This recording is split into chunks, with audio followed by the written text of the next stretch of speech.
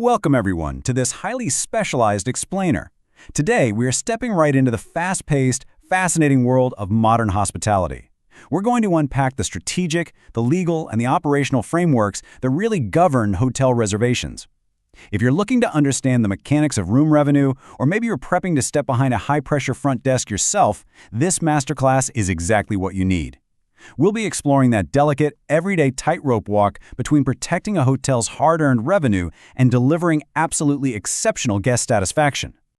To set the stage for our masterclass today, I want to share the official welcome message for this module. Hello and welcome. I am a hotel AI expert with extensive experience in modern hospitality operations and performance support. I am pleased to welcome all students of Europe Hotel School to your online learning journey. We look forward to supporting your professional growth in the hospitality industry. Here is our roadmap for today. 1. The reservation contract. 2. Guarantees versus deposits.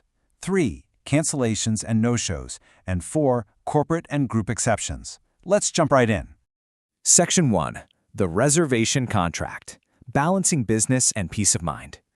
Okay, to start, we really need to elevate how we think about a hotel booking. It is way more than just typing a name into a computer system. To truly get hospitality management, you have to understand that a hotel room is a highly perishable product. Think about it like a seat on a flight or fresh produce at the grocery store. If a hotel room sits empty for the night, the second the clock strikes midnight, your chance to sell it for that specific date is literally gone forever. You cannot stockpile yesterday's empty rooms and try to sell them tomorrow. And this absolute finality is exactly why having strict reservation policies isn't just a nice-to-have, it's absolutely crucial for a property's survival. But naturally, this creates a pretty intense tug-of-war for front office professionals. On one side, you've got the hotel's needs. The property desperately needs a predictable environment to minimize the massive financial risk of those empty, perishable rooms we just talked about.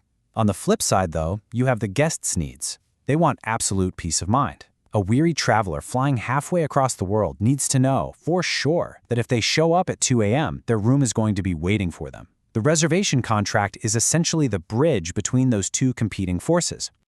Moving on to Section 2, Guarantees versus Deposits, Securing the Mutual Commitment.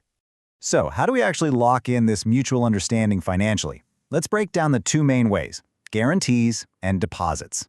Nowadays, most standard bookings are guaranteed. That just means the hotel holds the room for you, usually until checkout time the next day, and it's backed by a credit card. If you don't show, you get hit with a penalty. But a deposit, that is your heavy artillery. A deposit requires you to prepay part or all of the stay up front.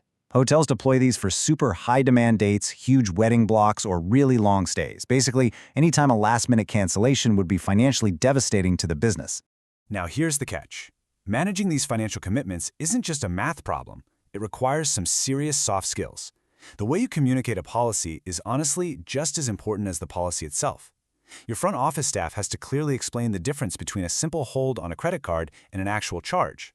Because if a guest feels blindsided by a deposit, maybe because the phone etiquette was a bit sloppy or the confirmation email was confusing, well, you've just soured their entire experience before they've even stepped foot in the lobby. Transparency is absolutely the cornerstone of great service here.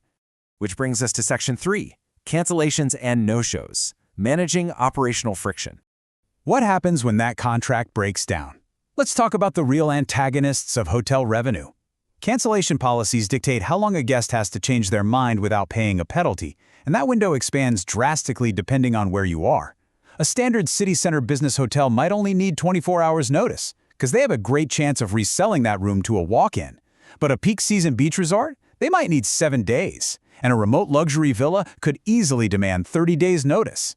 The logic makes total sense. The harder it is to resell a room on short notice, the stricter that cancellation window has to be.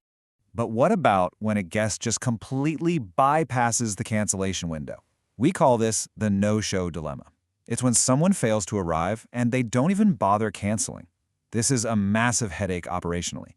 Not only does the hotel potentially lose the revenue from that specific booking, but the room just sat there empty. It was a perishable product that's spoiled. And the kicker is, it could have been sold to someone else who actually walked in and asked for a room. Which brings us to a very important number, 1, as in 1 night's room and tax. This is the industry standard penalty that gets charged to a guaranteed credit card for a broken contract, like a no-show. It basically allows the hotel to recover the lost revenue for that initial night. And by the way, this often applies to early departures too. If you book 5 nights and suddenly decide to leave after 3, the hotel is stuck with 2 unsold nights. So unless you give enough notice, that one-night penalty usually kicks in to help cushion the sudden loss. Finally, let's head into Section 4, Corporate and Group Exceptions, Advanced Revenue Strategy. All right, so far we've talked about some pretty rigid rules, but here's an industry secret. In hospitality, flexibility is actually a way to make money. The truth is, blanket policies just don't apply to everyone. This industry thrives on volume and repeat business.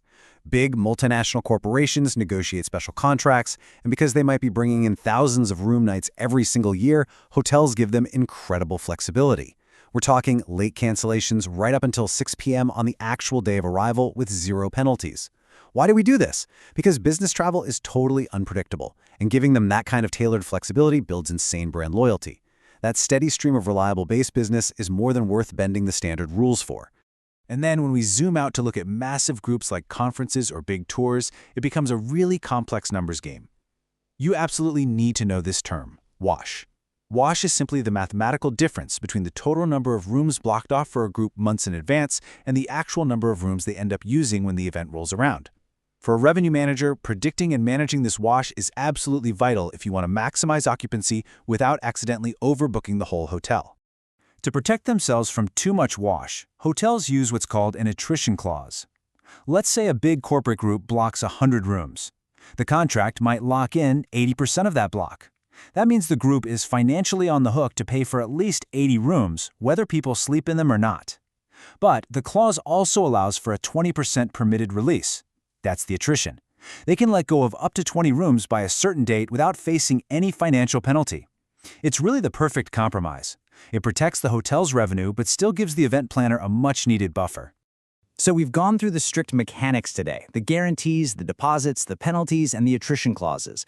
But remember, hospitality isn't just a spreadsheet, it's an art form. So I want to leave you with this final thought to chew on. How will you balance the strict rules of revenue with the art of welcoming your next guest? Because knowing the rules is really only half the job. Applying them with empathy, with professionalism, and with exceptional care, that is what makes a true hospitality leader. Thank you so much for joining me for this explainer, and best of luck as you continue your operational training.